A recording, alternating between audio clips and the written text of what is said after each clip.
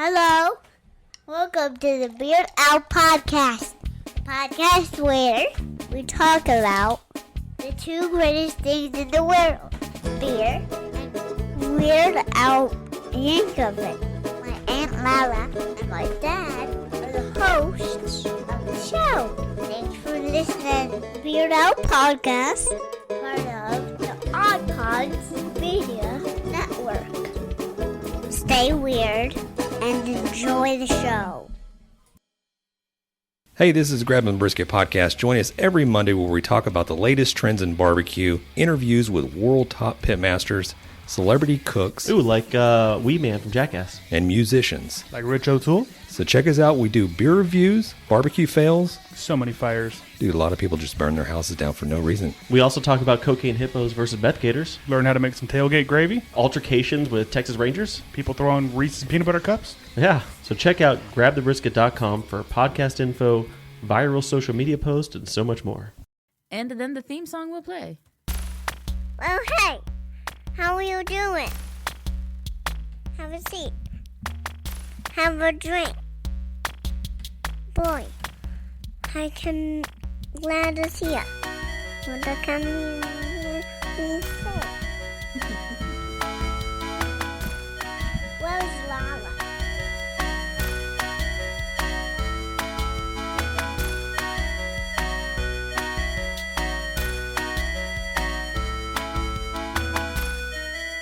Oh boy, folks. Yeah, it is. You know what it is. You've listened enough. You know. It's the Beard Out Podcast, and it's a very special episode of the Beard Out Podcast. It's the podcast where we talk about two of the greatest things in the world, beer and Weird Al. And because it's a very special episode, my brother John is not here because he is not very special. And I have very special people on in his stead. And this week, I've got Steve. Steve, hello.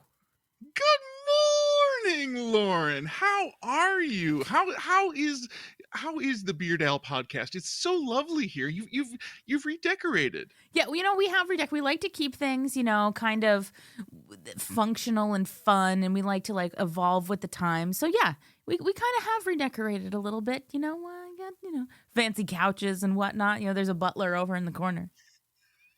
He's ready for all of your beer and Weird Al needs. There's a playlist and a beer list. I love it. Yes, a playlist and a beer list. That's the way it should be. So, Steve, right here at the jump of the show, I like to let people tell my people what it is they're all about and what you have to offer outside of your wonderful appearance on this show. So, hit me. With it. Fire away. Yep. Hit me with your best shot. I am a host of a podcast called Too Much Scrolling. We have been podcasting for going on 9 years now and looking at some of the great pop culture things that are happening in our society. We look at a movie of the week and a book of the week and discuss so many great topics with so many great people around the world. We've got so many guests that come in and explain their speciality, and we have so many great people like you that do bumpers for us, and our signature good morning that comes from my wonderful life as a middle school teacher and doing the morning announcements and podcasting to a group of kids that don't want to listen, which is great. Yeah. Oh, no. Yeah. We were talking before I hit the record button about that because I teach college, and it's probably 6 of one, half a dozen of the other. You've got students paying for it that don't want to pay attention and be there, and students that are there because their parents told them and they're legally mandated to be there.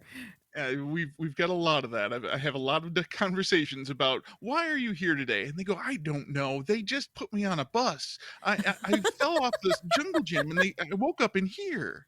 They just put me on a bus. Just put me on a bus. Good luck, kid. Yeah. Here's your lunch. That's great.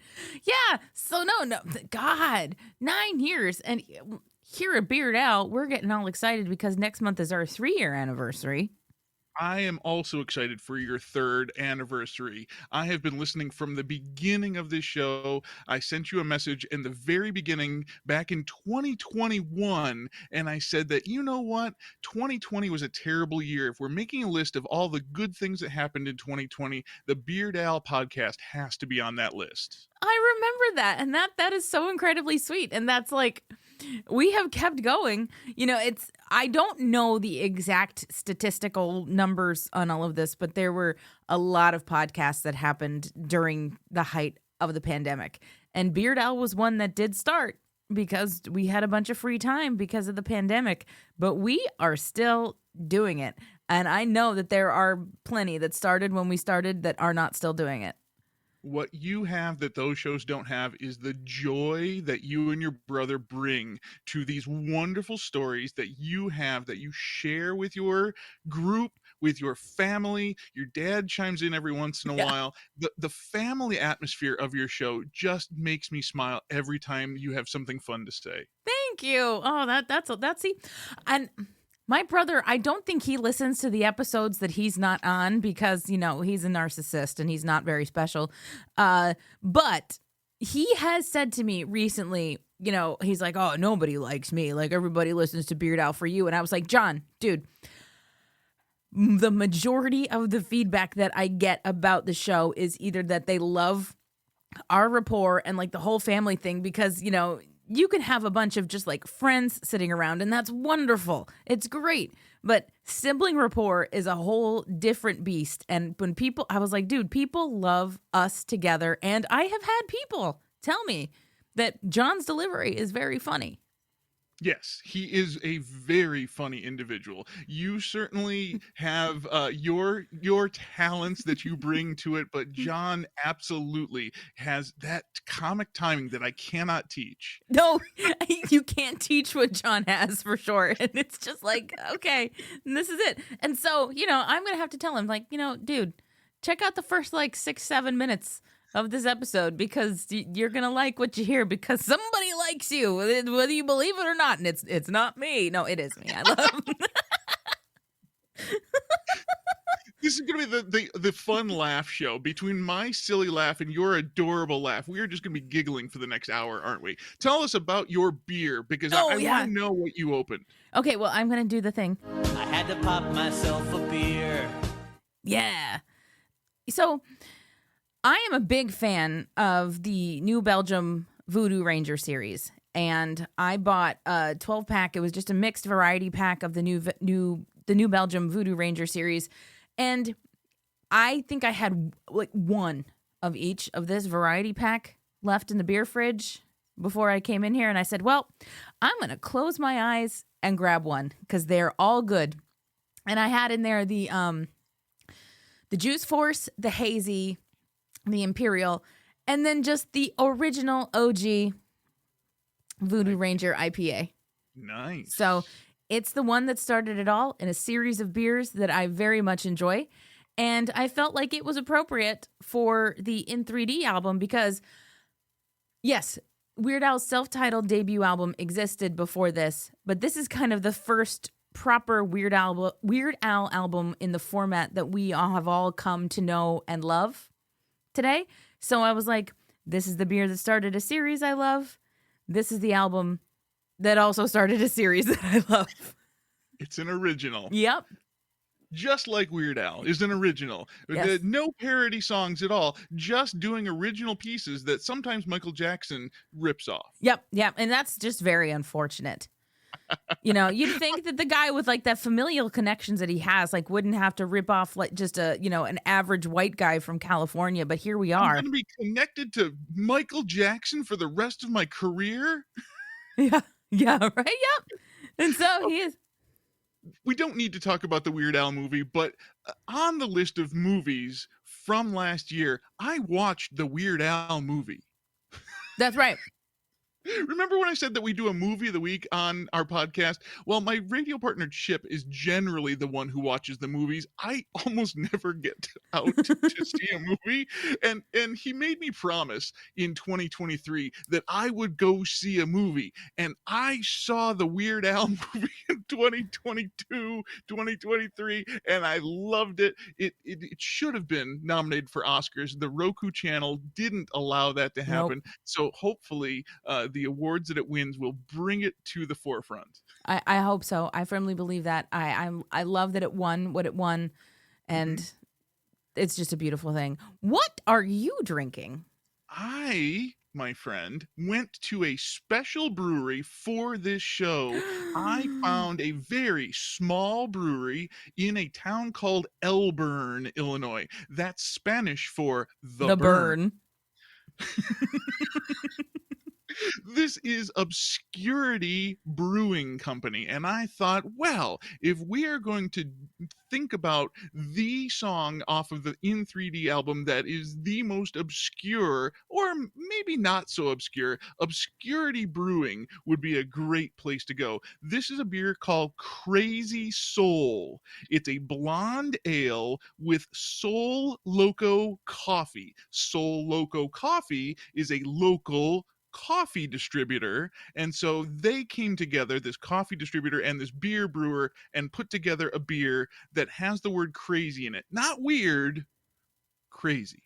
I love it. And actually, because you have a beer with coffee in it, you give me the opportunity for one of my favorite sound drops.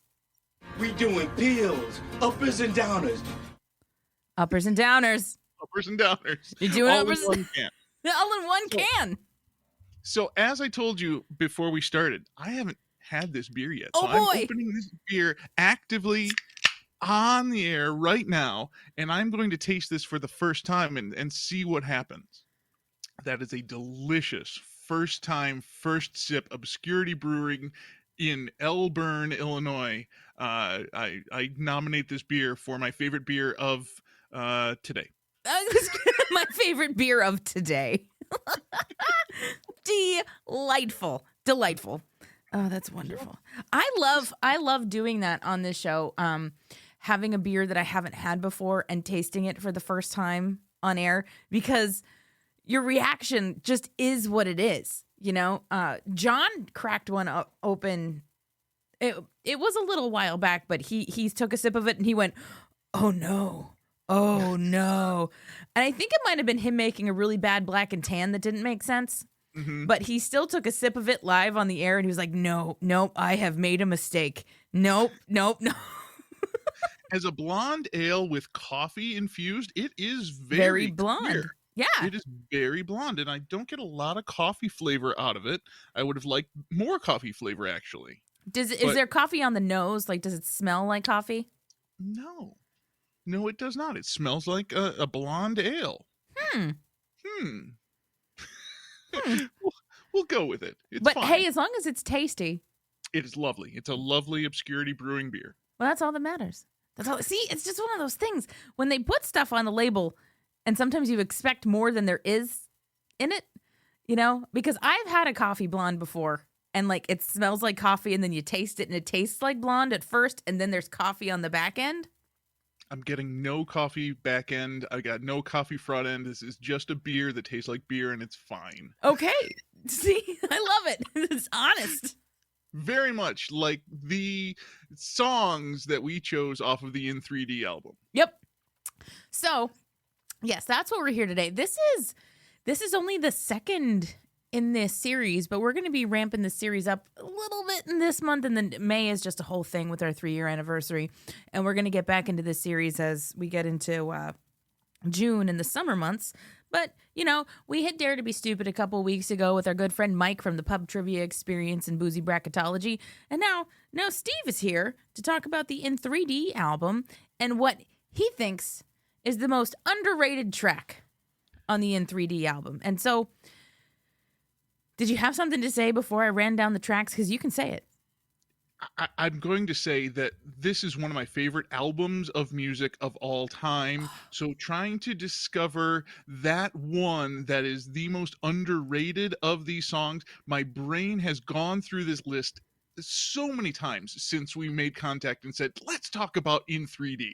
So yes, please tell me the 11 tracks on this album so that I can go, yes, that one, no, yes, that one, no, yes, no, yes, that one, no. You're right. Oh no, I know. And here's the thing, okay?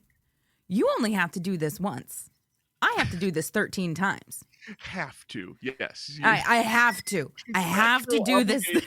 Lauren, we want you to find the most underrated track from every album in the Weird Al oeuvre. In the oeuvre. Let us watch your must do. Yes, it's what I must do. Oh, you have it there. Okay, I'll get to my history with this piece of cardboard and piece of plastic after you read me these 11 tracks. Okay. Yeah, you're holding it in your hand. I actually have a copy of it up on the wall with the hype sticker still on it, and then I have the other copy from the Squeeze box set over by the record player. So I've got my old beat up copy just hanging on the wall, and the copy that actually sounds good where you listen to stuff. But yes. Is it a beat up copy or a beat it copy? Both. I actually have a 7-inch single of Eat It also hanging with my collection. So that was a gift to me from a coworker for Secret Santa. Talk about coworkers knowing what to get you for Secret Santa. So probably the t-shirts helped. The t-shirts definitely help. And the fact that my entire work background for any like conference calls is like all Weird Al crap. Like you can't like hello.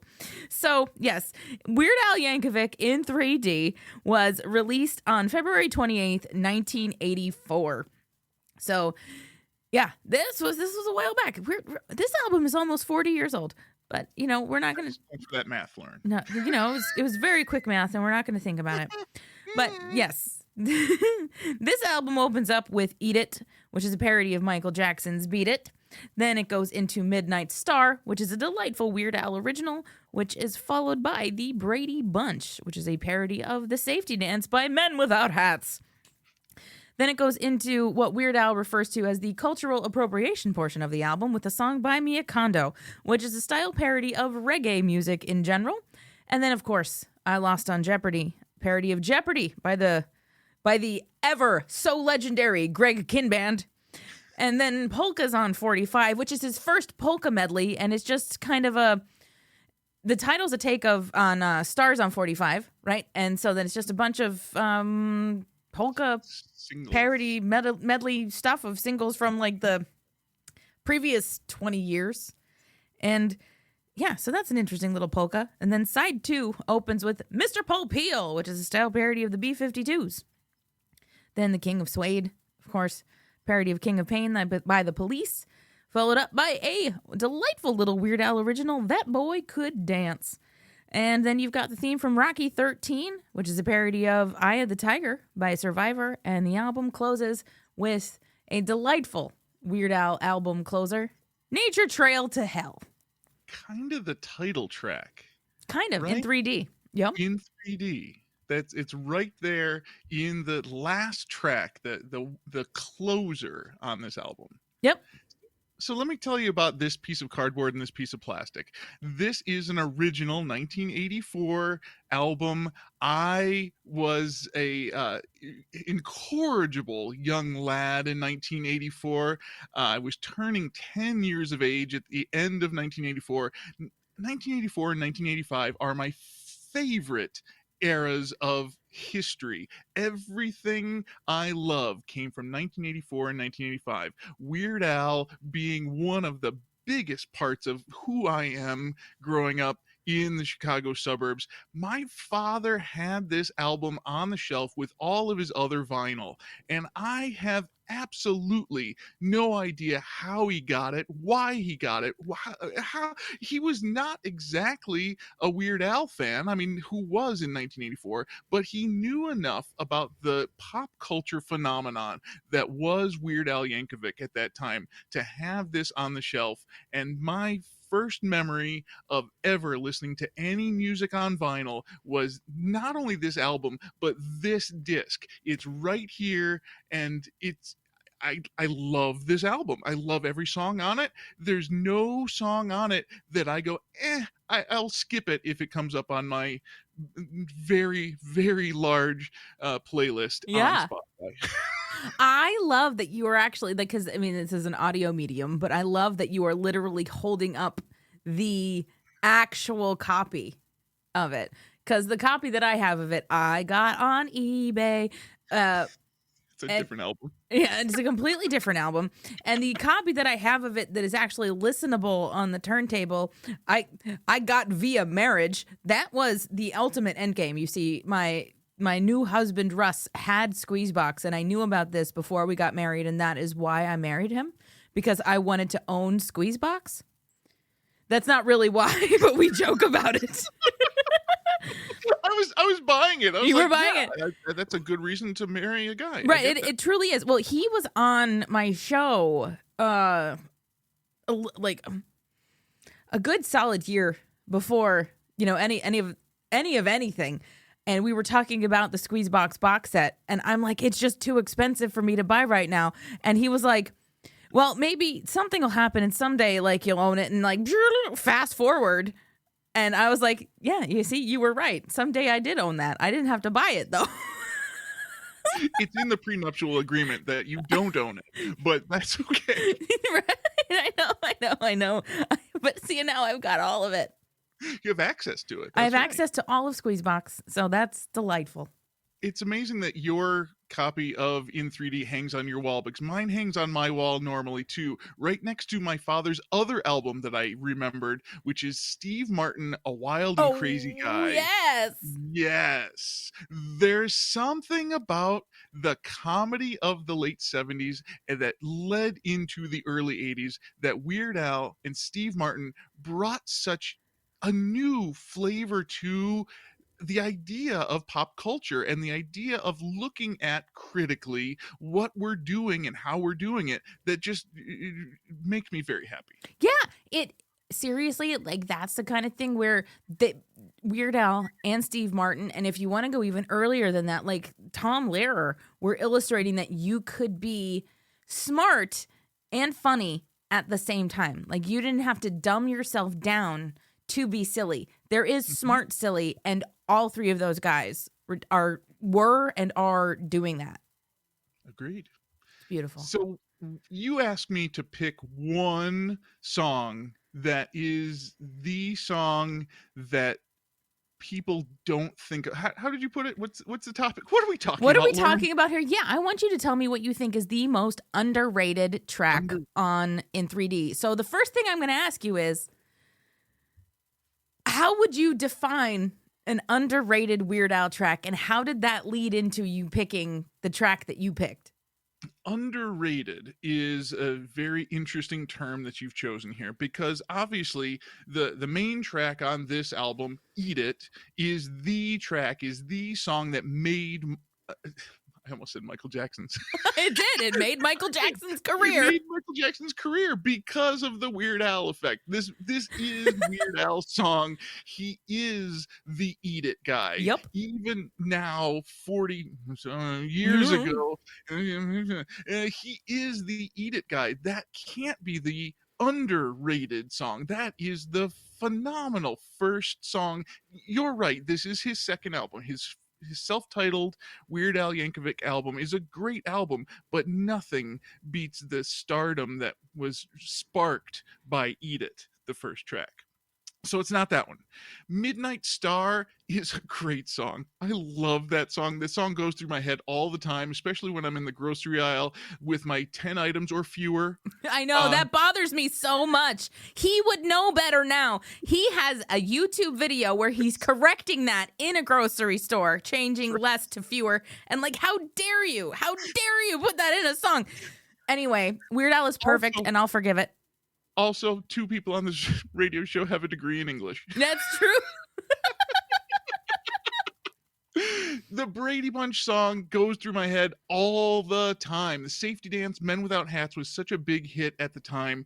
It is one of those songs that I think of all the time. because my mother hated the Brady Bunch. My mother hated the concept of a saccharine, sweet sitcom. And being the silly person that I am, I loved the Brady Bunch. I loved this very tight bunch of people that had so many fun adventures and were so ridiculous, and I loved that my mother hated it. That's great. My mother grew up an only child, and so she thought that the Brady Bunch was how sibling relationships actually were.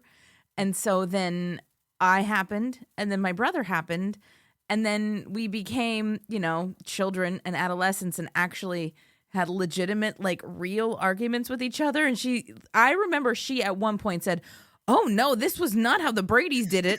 And we were like, "What? Like, no, of course not. Like, that is not how it works. That's not how it works, But, like, she literally thought that, like, having siblings would be like the Brady Bunch. It was like, oh, well, gosh, golly gee, we had a fight about that, and it's like, no, nope. I punched my brother's tooth out once, and that was probably when she said it. She was like, this is not the Brady Bunch. Nobody, like... Ted and Carol. No, it wasn't Ted. What? What was the dad's name on the Brady Bunch? Mike and Carol Mike. would not put up with this, Lauren. No. Get away from your brother. I know, right? That's what he gets for making me play Power Rangers with him. There you go. There, blame the Power Rangers. Yeah. It was Hiram Saban. That was his problem. Buy Me a Condo is the song that has been going through my head all day at school today, Lauren, as I was coming to talk about in 3D. Buy Me a Condo just is a bop. And I don't know that it's underrated, so it's not my choice. I got to I Lost on Jeopardy, which is a fun song, but is so close to the original that I don't think that one is underrated. The first Polkas on 45, is just as great as all of the other polkas. I can go through. This is my playlist for being on the treadmill, is a all polka playlist. Sure. Because there's something about the beat of all of Weird Al's polkas that keeps me running on that treadmill. Yeah, they definitely do that. Mr. Popale is the first track on the second side, and it is a style parody of the B-52s. The King of Suede, a police song, one of many police songs that were being played very often in my home in 1984. That certainly is not underrated. That Boy Could Dance is not one of my favorite songs. I do not enjoy that song. I don't think it's underrated. I think it's rated. The theme from Rocky 13 is silly and fun. It is not underrated. Nature Trail to Hell is the title track from this album, and it's fun. My underrated song for this album is, as many times you and John have said on your show, is my favorite genre of music that Weird Al is covering, and that is the B-52s and Mr. Popale. I think that this song is a bop. I think about it all the time. I was watching an infomercial in a bar, and they cut a can with the knife that they were selling, and I took a picture of that in the bar and sent it out on social media and said, but you wouldn't want to. There's so much to the style parody that Weird Al put into Mr. Popale. It is the most underrated song on this album. Yeah, it's definitely a wonderful song. This was not my pick for the most underrated song on this album, but we're going to talk about your song for a bit. Give it the breathing room that it deserves, for sure, because this song is so freaking great. This is one of my favorite songs on this album. One of my absolute favorites. So that's why it's not underrated, because you love it. I will. Okay, I'll tell you why I think this isn't as underrated as the one that I picked as underrated. Because if you're ever at a Weird Al concert and he does this song, people lose their freaking minds.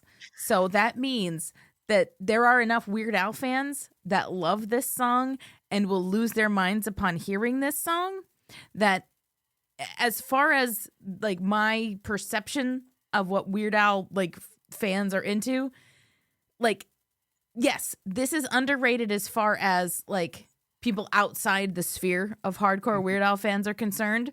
But if you're at a show and you hear that, I need a Vegematic. Like, people are losing their minds. People are losing their minds. And if people are losing their minds seeing it at a live show, that's not underrated to me, rather. That's just like, yes, this is what it is. But, it's underrated outside that scope, so I get why you got here, because this song is so freaking good. It's got freaking Lisa Popeil on it. Mm-hmm. There's something special about that era of marketing and television. Television was still finding a spot, and Ron Popeil and all of those other guys hawking their wares on TV. My grandfather, who was not really a TV watcher, he had a TV and it was on occasionally. He dialed the phone and he bought Ginsu knives, and he reported to us the next week that you wouldn't believe these Ginsu knives, they can cut anything. I had to get a set of Ginsu knives. And so we still, to this day, I think we have a few of the Ginsu knives from Grandpa, seeing them on TV and being amazed by the selling power of that device. That's amazing. That's amazing. I mean, it slices, it dices. Look at that tomato. I've said this on the show before. I can't look at a tomato without going, look at that tomato. Like, it's one of those things. It is such a part of who, like, I am, and stuff that I just relate to my, everyday, like, oh no, how am I going to make my old vinyl car top look like new? And again, back to the B-52s. The B-52s so great. are so great musically and so weird in and of themselves, and such a genre in and of themselves. My wife and I have 2 wedding songs, which is not our doing. We had one wedding song, which is a lovely song. It's a ballad. It's lovely. It's about love and growing old together. And then we have Love Shack, because the DJ would not play Love Shack at our wedding. So we said, we want you to play this song. And he said, I'm not going to play that song. And it's like, but we're paying you to play the song. Yeah. Play Love Shack. So now every time Love Shack comes on, my wife and I just enjoy each other so much. We look at each other and go, that is our other wedding song. So there's something about that genre that not exactly a novelty act, but sort of. B-52s are in that interesting niche between rock and roll and novelty. Yeah, and especially at this time, because this is pre-Love Shack. This is pre, like, anything that actually got the B-52s, like, really into, like, on the pop charts and stuff, because this is, like I said, pre-Love Shack, pre-Rome, like, pre-anything that most people are going to know them for. Rock Lobster? But this is post-Rock Lobster, but Rock Lobster is weird. Yes, it is. Rock Lobster is weird. Yes, it is on my very long playlist of all of my very interesting parodies and novelty. I love novelty music. I love the idea of being creative and finding a way to not only use my musical creativity, but my verbal creativity to create something like the B-52s and Weird Al. Oh my God. I mean, yeah. I mean, and it absolutely stands to reason that Weird Al would find, inspiration from an act like the B-52s, because, like, it's the right kind of weird. It's the same kind of weird. Weird Al just kind of diversified his weird a little bit, whereas the B-52s were like, oh, okay, well, we can have a nice little pop song that happens here every once in a while.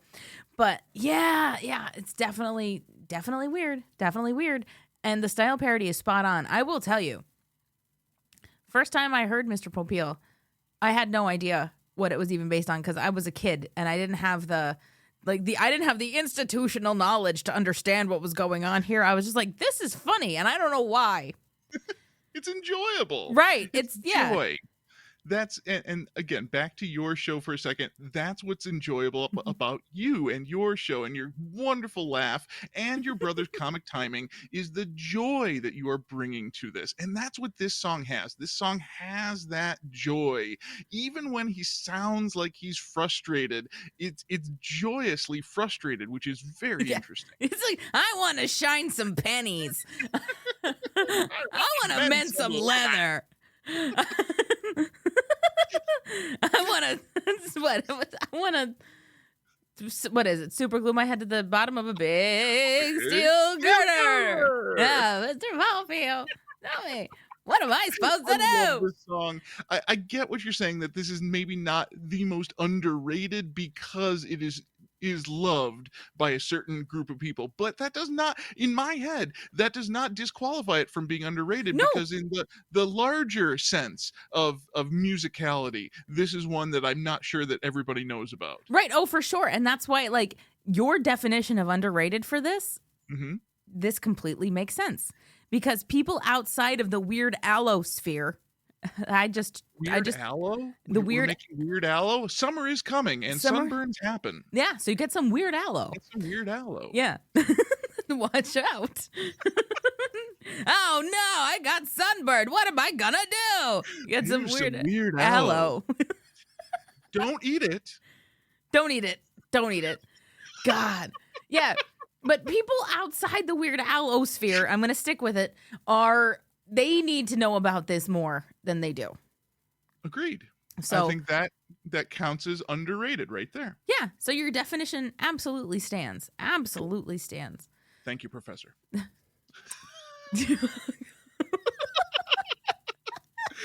That's I great. do have one other. I did put out the question of the underrated track on this album to the universe at large, and our mutual friend Insane Ian chimed in. Insane Ian thinks that The Boy Could Dance is the most underrated track. It was the B-side to Eat It, and barely anyone talks about it, so he decided to cover it for a Weird Al tribute album. So Insane Ian's nomination is That Boy Could Dance, speaking as another comedic musician, the head of Fump.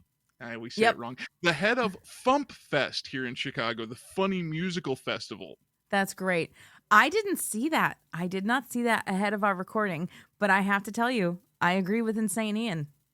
That's your choice? My choice is That Boy Could Dance. Well, there you go. Sure as heck is. Yeah. I'll tell you, for a lot of the same reasons that he cited. Okay, like, I am also a big fan of an underdog story. Okay? And lyrically, I think That Boy Could Dance is absolutely hilarious. And I also love that it's just a straight Weird Al original. It's not trying to be something else. It's just a song that Weird Al came up with. And I think that's wonderful. I love it when that happens every once in a while, because in my mind, it's like, this is the music that Al Yankovic would do if Al Yankovic could just do Al Yankovic music. And I like it for that reason. And then lyrically, you know, we used to call him Jimmy the Geek. He was a dumb-looking, scrawny little four-eyed freak. And, you know... At this point, should this be the glasses part of the glass? Okay, now I look smarter. Right, well, I always wear my glasses, so I always look smarter. You know, I'm waiting for somebody to make an early 2000s, like, makeover movie about me and take my glasses off and be like, now she's pretty. But she shakes out her hair. Oh, yeah. The English professor. Oh, she's so pretty now. Oh, she's so pretty. This song, I agree with both of you that this song definitely is a song that I don't put on my standard list. So underrated on this album, That Boy Could Dance is a phenomenal hero's tale about people who collect certain things and listen to Weird Al all day. Are you aware of the Double Clicks and the song Uncle Geek's House? I think so. That is ringing a bell.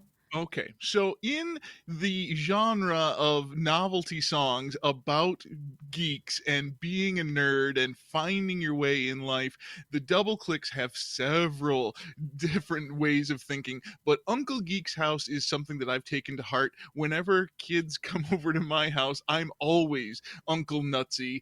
In fact, I sent a bar mitzvah congratulations to a kid this week and signed it Uncle Nutsy. That's great. So the idea of finding who you are, being proud of who you are, and doing it, being that person, regardless of what anybody else thinks. That's a strong message from Weird Al here. Oh, I absolutely agree. And I think that's part of why I like this song so much, because that is part of why I like Weird Al so much, because everybody was making fun of Jimmy the Geek. Mm-hmm. And he had one thing that he was good at, and he leaned into it. Mm-hmm. And that last verse, now he owns half of Montana. So the geeks will inherit the earth, and Yeah. I tell you what, we have been doing pretty well for the last decade or so with that, podcasting being a very interesting choice for a lot of us, and listening to Weird Al all day and not worrying about what anybody else thinks. Mm-hmm. And it's just one of those things in my mind that is like, that's the beautiful thing, that regardless of what people feel about his music or this, that, and the other, like, that is the beautiful thing that Weird Al is going to leave us with, is he owned his weird. He called himself Weird Al because, it was already happening. You might as well own it. And then he turned that into something absolutely beautiful and magical. And That Boy Could Dance could be kind of Weird Al's, it's almost autobiographical, And there's something about performing arts. I love getting students up on stage and showing them the talent that they have in them, and the dancing and the singing that they do, no matter how awkward it seems, and how, oh boy, is it sometimes awkward. Oh boy, are some of my musicals awkward. But getting to that point where you are so proud of what you are able to do and that talent that comes out, there's something special there. Yeah, for sure. For sure. So, yeah, that was my pick. That was That Boy Could Dance. I almost went with Nature Trail to Hell. I think Nature Trail to Hell is a really underrated song, in that I think about it when I think of In 3D. That is In 3D. That is where that concept comes from. I don't know where else In 3D. Okay, long story. All right, here's your long story. Lauren. Okay, take it. I bought a 3D printer. And when I constructed my 3D printer, the first thing I did was take that album off the wall and put it in the 3D printer, and I posted on social media, well, yeah, I think this In 3D printer is working great. Okay, it wasn't a long story. Yeah, no, it wasn't as long as you thought. That's how it usually goes. Yeah, no, there's nothing wrong with that. There's nothing wrong with that. But yeah, so I guess, you know what, I would like to open things up for the listeners of the Beard Al podcast. I did it last time when we talked about the most underrated tracks on the Dare to Be Stupid album. So sound off wherever you're listening. If you catch this on Twitter, if you catch this on, Facebook, Instagram, whatever, what do you think is the most underrated track on In 3D? And tell me why. Tell us why. Do you agree with us? Do you disagree with us? Are we wrong? Can our opinion be wrong? It can't be wrong. I don't think so. I don't think so. I think we're in charge of this class. Yeah, we are definitely in charge of this class. So yeah. This was, so you almost went with Nature Trail to Hell. I almost went with that one. And like I said, Buy Me a Condo was going through my head all day coming up to this recording. And there's something about Buy Me a Condo that is, again, not my genre. Reggae is definitely not my genre. That and Zydeco. There's something about Zydeco that I can't, it's got There's too much happening. There's too much. Steel drums is also a thing that I can't abide steel drums for very long. There's a musical that's all steel drums for 2 hours, and I'm listening to the album, getting ready, thinking about putting on this musical, and I'm like, I can't listen to steel drums for 2 hours. No. I can listen to steel drums for a few moments. As long as you have like a nice rum drink, that's fine. Not for 2 hours. 2 hours of a rum drink. Something's wrong. You're gonna have 2 of them if you just like nurse it the whole time. You'll be fine. 2 rum drinks. 2 rum drinks is the name of my third album. I do like Buy Me a Condo. It does get stuck in my head. There's a groove. It is very groovy, that song, and it's that reggae beat, but not quite Bob Marley, but Bob Marley-esque. Yeah, Mhm. The cultural appropriation. Yes, I mean, he said, because he did that on the Unfortunate Return of the Ridiculously Self-Indulgent Ill-Advised Vanity Tour, and he was like, "No, it's time for the cultural appropriation of the show." You know, and it's like, oh, okay, yeah. So he did Buy Me a Condo.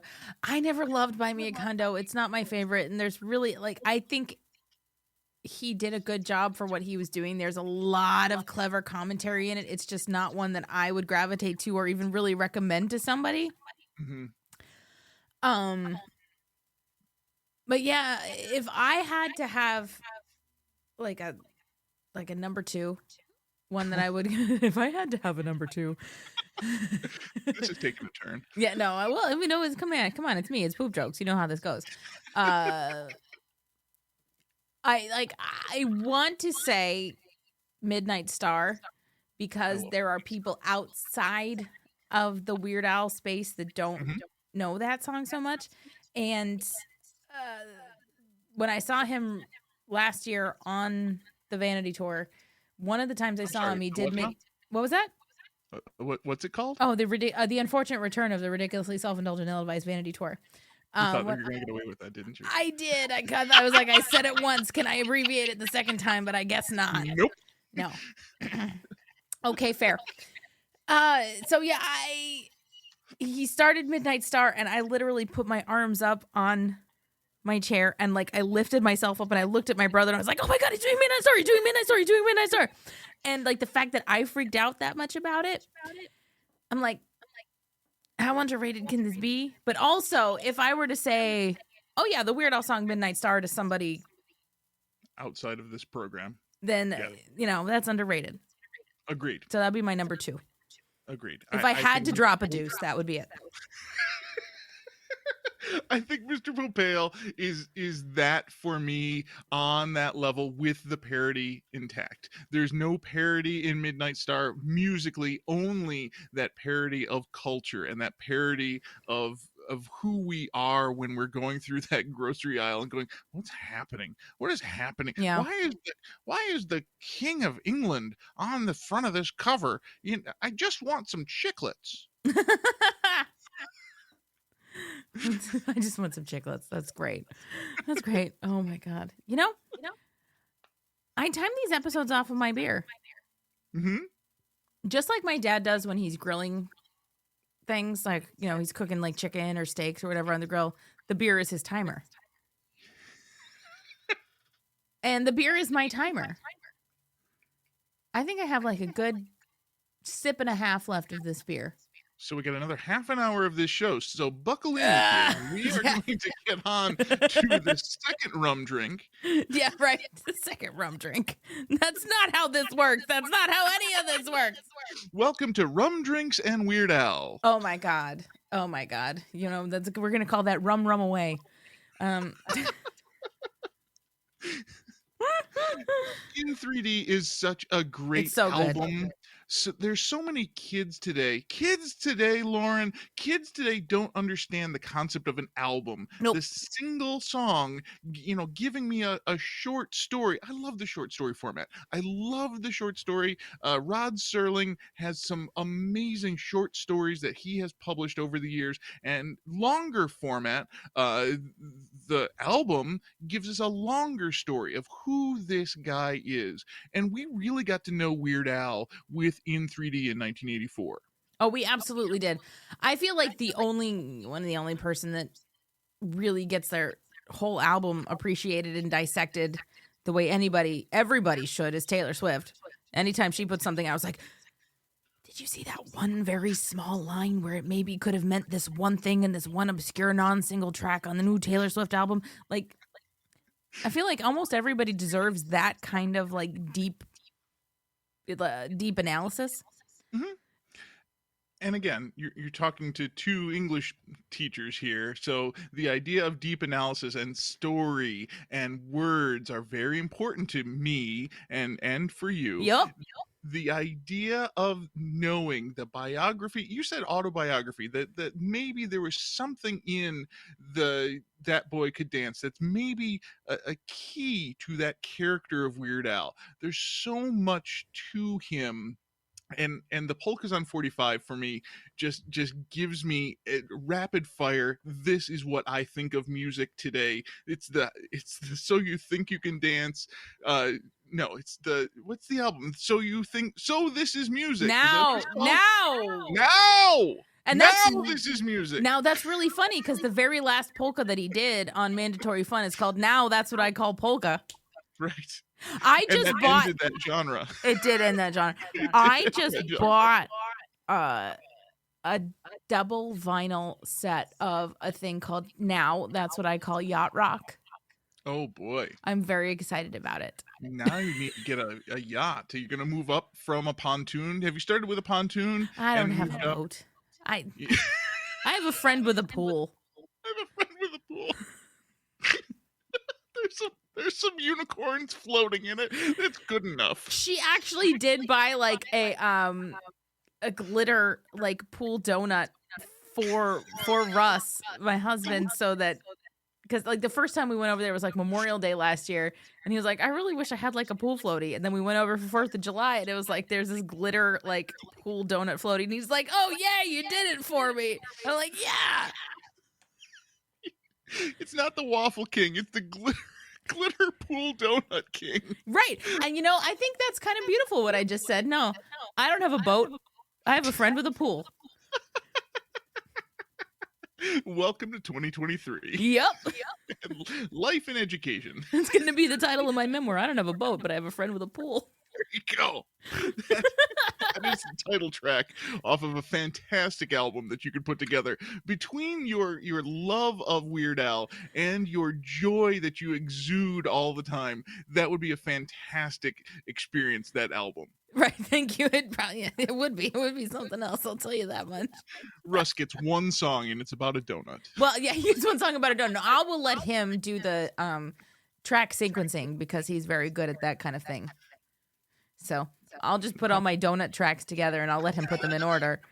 The donut album. It's the donut album. I got a friend with a pool. Here's my donut album. It's called Donut Disturb. Yep. There you go. I like it. I'm gonna steal that. Okay. What else do we need to know? Do we know everything now, Lauren? I think we do. I think we do know everything. Actually, you know what I'm gonna say to that? Yes. If you recall, I was in Denver, Colorado a few weeks ago, and Yes. on social media, I went to an 80s pizza place, an 80s themed pizza place in Fort Collins, Colorado. And the first track that's playing in the 80s pizza place is Eat It. Nice. And the joy that I got from that moment of hearing a Weird Al song in a restaurant, there's something special about being a fan of Weird Al and having those ties to each other and having a show like the Beard Al podcast where we can come together and discuss all of this insanity or weirdness or craziness or crazy soul, which is the beer with the crazy coffee in it. There's I love so it. much to this. There is so much to this, and it's beautiful. It's beautiful. It makes me so happy. It's joy. Thank It's you. absolute joy. That's what you bring. Thank you so much for all that you've done for 3 years I know. on the Beard Al podcast. You and John and Russ, I guess. I mean, he gets one track on the album. He does get one track. He's actually going to be on the only non-John episode in May. Oh, well. You've Yeah. got the big calendar. Yeah, I've got it. I'm looking at the big calendar on my wall. Yeah, because John, it's our 3-year anniversary month. John's going to be on 3 out of the 4 episodes, and I was like, we're just going to keep it in the family, and Russell be on the one that John's not on. We've got a big 3-year anniversary shindig coming up next month. It's going to be wild stuff. Fantastic. We've got our 10th anniversary coming up on Too Much Scrolling Damn! in another year. In another year. 10 years. Yeah. Well, I'm not good at math, Lauren. I've got a degree in English. I've got a t-shirt that says, I'm an English major. You do the math. 10th year anniversary coming up real soon. We're going to have lots of great guests. We usually gather for our anniversaries and do a live show somewhere. We're working on that, but we've got a year to plan for that. Yeah, well, you do that. That's going to be awesome. That's going to be awesome. It took us about the last 6 months to figure out what we're doing for our 3-year. John had to update a whole bunch of spreadsheets, and it took him a long time to do it. Oh, we could talk about spreadsheets all day long. Well, we friend. don't have time for that because it's And that's when those security guards threw us out. it's about time for this to end. So, Steve, here at the end, let the people know again where they can find all the stuff you're working on.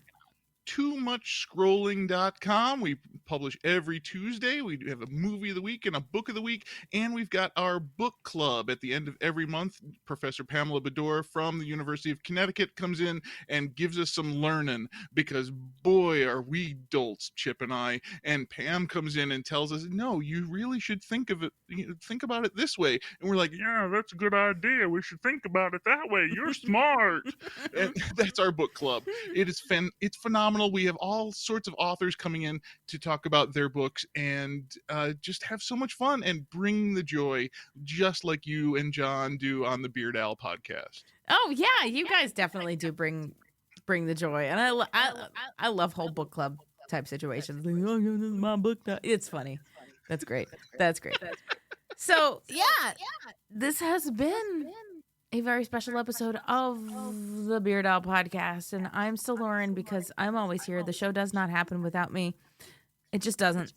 John has even said that this is my show. He's just side talent, but he's a brilliant, beautiful piece of side talent. So I will let him have that. And Steve, thank you for being here as my very special guest today. Thank you for having me for my favorite album of the Weird Al album list. The oeuvre. The oeuvre. Yes, it's your favorite of the oeuvre. And all right, people, tune in next week. We are gonna have another one of these underrated album series happen for you, so that'll be fun. And then we get into May. Wah, wah, wah.